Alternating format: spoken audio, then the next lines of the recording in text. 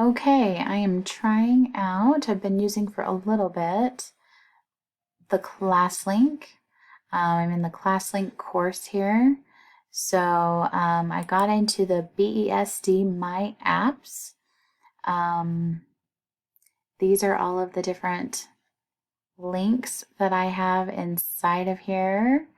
I barely added Utah Compose. I've got to go in and unlock that so that I can actually use it.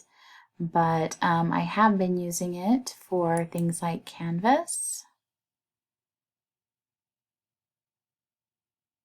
Although it does keep kicking me back to my other one, so I'm not quite sure how to make that save that because it's a little bit different, my Canvas is, than the other.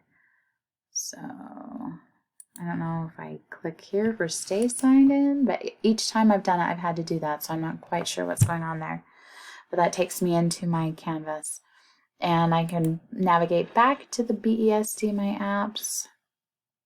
And I have several different things that are on here. So I don't know what else. Hopefully that's everything you need.